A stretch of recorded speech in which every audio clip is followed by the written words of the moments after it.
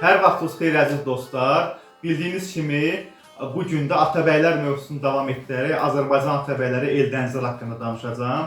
Və mən əvvəlki çıxışlarımda Eldənizlər haqqında müəyyən qədər məlumat vermişdim və bildirmişdim ki, Şəmsəddin Eldəniz 1118-ci ildə İraq Səlcuqlu Sultanlığı ortaya çıxanda, yəni Səlcuqlar Qərb və Şərq Səlcuqlarına bölünəndə Xorasan üzərindən Həmədana Sultan Mahmudun, 2-ci Mahmudun sarayına alınmışdı və o tarixi mənbələrdə Eldəniz Əs-Səncəri nisbəsindən xatırlanır, çünki Sultan Səncərin məmlükü kimi saraya gəlmişdi.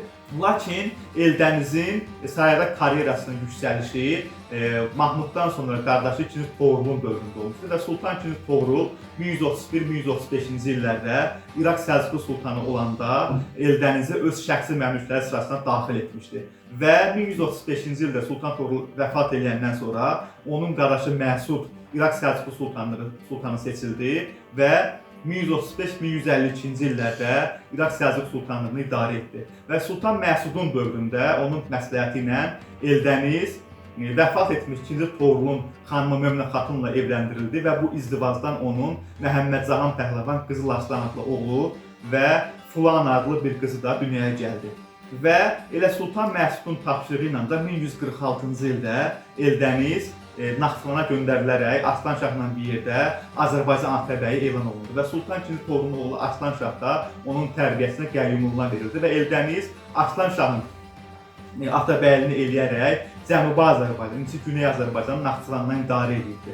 Yalnız 1153-cü ildə, 7 ildən sonra sonuncu Aran Atabəyi Xasbəy ibn Bələncə vəfat edəndən sonra Sultan Məhəmməd, yəni İraq Səlcuq Sultanı Aran Atabəylərinə aid olan mülklər də Şəmsəddin Eldənizə verilmiş və yalnız bundan sonra Eldənizin vahid Azərbaycan coğrafiyasında hakimiyyəti başlamışdır və Eldəniz bu hadisədən sonra 1153-cü ildə Aran və Azərbaycan Atabəyi titulunu qazanmışdır.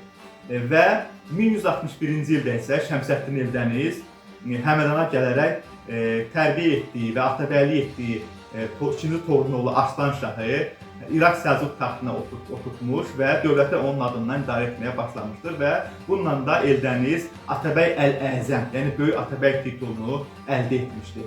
Və Eldənizlərin və bu Qıpçaq tayfasının 1146-cı ildə Azərbaycanda başlayan hakimiyyəti 1161-ci ildə isə bütün İraq Səlcuq Sultanlığında davam etmişdir. Və Eldənizlərin mənşəyi haqqında danışanda Şəmsəddin Eldənizin oğlu Məhəmmədcahan Pəhləvanın Xarəzmşahlara yazdığı məktuba diqqət yetirmək lazımdır. Məhəmmədcahan Pəhləvan həmin məktubda özünü Qıpçaq Uran tayfasının böyük rəislərinə olan Qıran və ya Kiranla qohum olduğunu yazır və bu da sübut edir ki, Eldənizlər Qıpçaq Uran mənşəli Mərkəzi Asiyada yaşayan tayfaya mənsubdurlar.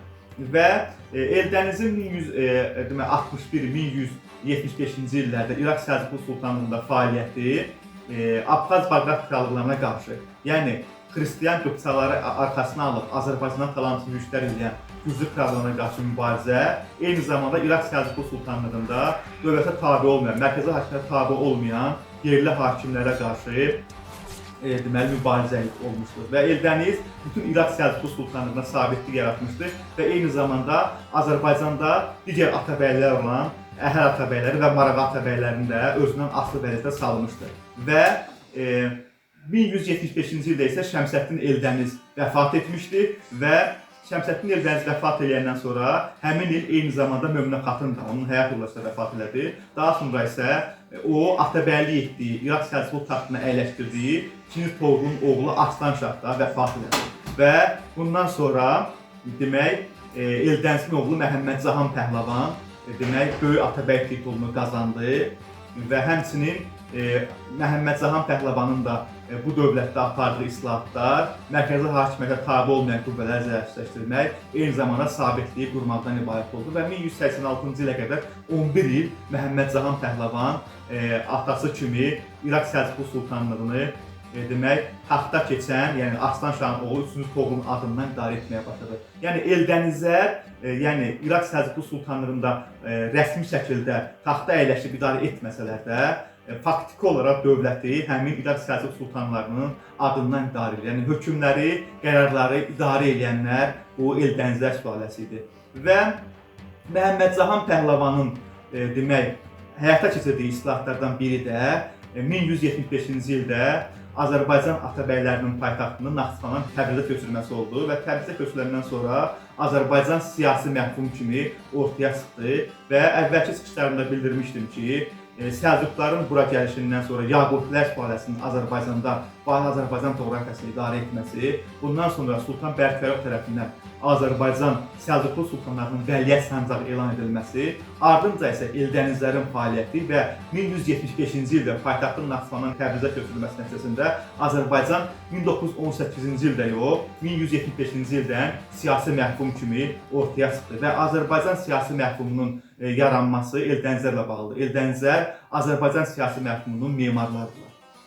Və 1186-cı ildə Məhəmməd Cahan Pəhləvan da sui-qəsd nəticəsində öldürüləndən sonra onun qardaşı onu əvəz etmişdi və Qızıl Arslan demək, 3-cü Toğrulun Atabəy qismində, Atabəy Əl-Əzəm qismində yenə də Məhəmməd Cahan Pəhləvanın deməli siyasətini davam etdirmişdir. Lakin Qızıl Arslanın apardığı siyasət 1191-ci ilə qədər davam etdi. Yəni 5 il Qızıl Arslan hakimiyyətdə oldu.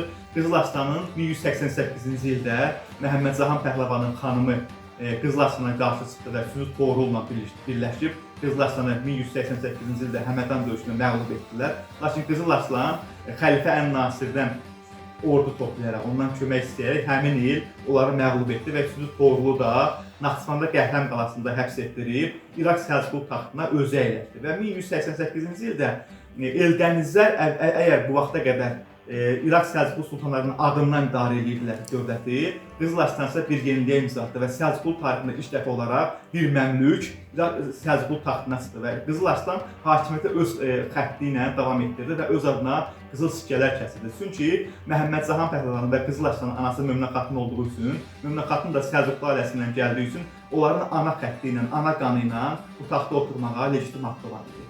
Və 1191-ci ildə də Qızıl Arslan sui-qəsd nəticəsində öldürüldü. Qızıl Arslanın vəfatından sonra İraq Səlcuqlu sultanlığında taxt babaları və aramsız müharibələr başladı və bundan sonra isə Eldənizlər sülaləsi bu coğrafiyada köçüşə doğru davam etdi. Bu barədə növbəti videolarımda ətraflı məlumat verəcəm. Sağ olun.